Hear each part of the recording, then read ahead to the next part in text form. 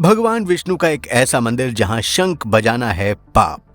क्यों भगवान विष्णु को यहां शंख की आवाज नहीं है पसंद? क्या है शंख की ध्वनि से इस मंदिर का कनेक्शन? दोस्तों, आज हम आपको उत्तराखंड में मौजूद भगवान विष्णु के एक ऐसे रहस्यमय मंदिर से रूबरू कराएंगे जहां भगवान विष्णु के आगे शंख की ध्वनि बजाना वर्जित है, जबकि शंख की ध्वनि भगवान विष्णु और माता लक्ष्मी जी को बहुत पसंद है। तो आखिर इस मंदिर में ऐसा क्या है कि यहाँ आज तक किसी ने शंख बजाने की हिम्मत नहीं की? इन सभी सवालों के जवाब आपको इस वीडियो में मिलेंगे, इसलिए इन जवाबों को जानने के लिए इस वीडियो को अंत तक जरूर देखें। ये अनोखा और रहस्यमय मंदिर कहीं और नहीं बल्कि देवों की भूमि उत्तराखंड में ही मौजूद है, जिसका नाम है बद्रीनाथ मंदिर, या यूं कहें कि बद्रीनाथ धाम। दोस्तों, आपको ये सुनकर शायद भरोसा ना हो कि भगवान विष्णु का कोई ऐसा मंदिर भी है जहां शंख नहीं बजाया जाता, जबकि भगवान विष्णु को शंख काफी प्रिय है। इसके पीछे का रहस्य सुनकर आप भी चौंक जाएंगे। अगर आप उत्तराखंड के बद्रीनाथ धाम में कभी गए होंगे तो आपने भी ये गौर किया होगा कि यहाँ के मंदिर के पुजारी शंख नहीं बजाते। शंख न बजाने के पीछे पौराणिक और धार्मिक मान्यता जुड़ी हुई है। यहाँ के लोग उत्तराखंड की खूबसूरती को देखने के लिए ही नहीं आते हैं, बल्कि यहाँ मौजूद देवी देवताओं के चमत्कार को भी देखने और महसूस करने आते हैं। पहले बात करते हैं कि आखिर ये बद्रीनाथ मंदिर किसको समर्पित है और क्या है इस मंदिर का इतिहास। इस धाम को लेकर कहा जाता है कि जो जाए बद्री वो ना आए औधरी, यानी जो व्यक्ति बद्रीनाथ के दर्शन कर लेता है उसे मंदिर के गर्भ में फिर नहीं आना पड़ता है। इस धाम के बारे में कहा जाता है कि ये कभी भगवान शिव का निवास स्थान था, लेकिन भगवान विष्णु ने वहां रहने की इच्छा जताई थी। भगवान विष्णु ने भगवान शिव से छल करके बद्रीनाथ को अपने नाम कर लिया था और तब से अभी तक यहाँ भगवान विष्णु का वास है। लोक कथाओं के अनुसार एक बार माँ लक्ष्मी भगवान विष्णु से रूठकर अपने मायके चली गई थी। तब भगवान विष्णु यहाँ आकर तपस्या करने लगे। जब माँ लक्ष्मी की नाराजगी खत्म हुई तो वो भगवान विष्णु को ढूंढते ढूंढते बद्रीनाथ धाम आ पहुंची।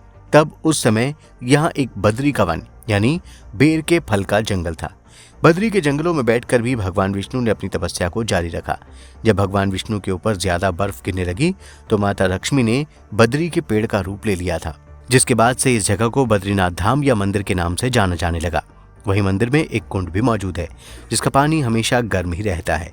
इसे भगवान अग्निदेव का निवास स्थल माना जाता है। मंदिर में प्रवेश करने से पहले इस कुंड में डुबकी लगाना शुभ माना जाता है। कहते हैं कि डुबकी लगाने से इंसानों को उनके पापों से मुक्ति मिलती है। बद्रीनाथ धाम के कपाट को साल में 6 महीने तक बंद कर दिया जाता है, फिर अगले 6 महीने तक के लिए खोल दिया जाता है। लेकिन एक चमत्कार की बात है, कपाट बंद करने से पहले यहाँ एक अखंड ज्योति जलाई जाती है जो कपाट खुलने तक जली रहती है। मान्यता है कि बंद हुए इन 6 महीनों के अंदर देवी देवता यहाँ इस मंदिर में आकर इस जलते हुए दीप की रक्षा करते हैं। अब बात करते हैं कि आखिर क्यों इतने बड़े विष्णु धाम में शंख बजाना मना है। इसके पीछे वैसे 2 कारण बताए जाते हैं, साइंटिफिक और पौराणिक कथा। साइंस के मुताबिक ठंड के दौरान यहाँ चारों ओर भारी बर्फबारी होने लगती है और ऐसे में अगर यहाँ शंख बजता है तो उसकी ध्वनि से बर्फ में दरार पड़ सकती है और बर्फीला तूफान आने की आशंका हो सकती है। लैंडस्लाइड भी हो सकता है। शायद इसी वजह से यहाँ आदिकाल से शंख नहीं बजाया जाता, क्योंकि शंख की ध्वनि पर्यावरण को नुकसान पहुंचाती है।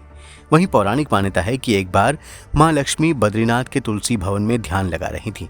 तभी भगवान विष्णु ने शंखचूर्ण नाम के एक राक्षस का वध किया था, क्योंकि इस दुष्ट राक्षस ने खूब आतंक मचाया हुआ था।